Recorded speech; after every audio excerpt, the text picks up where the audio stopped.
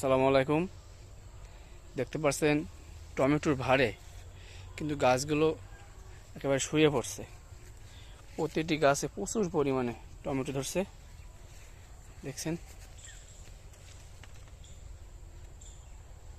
প্রচুর পরিমাণে tomato bearing হয়েছে।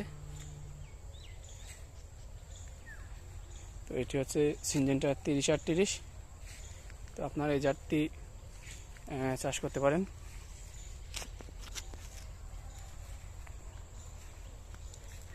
আপনাদেরকে আমরা অবশ্যই জানাবো যে স্মার্ট পদ্ধতিতে কেন চাষ করবেন।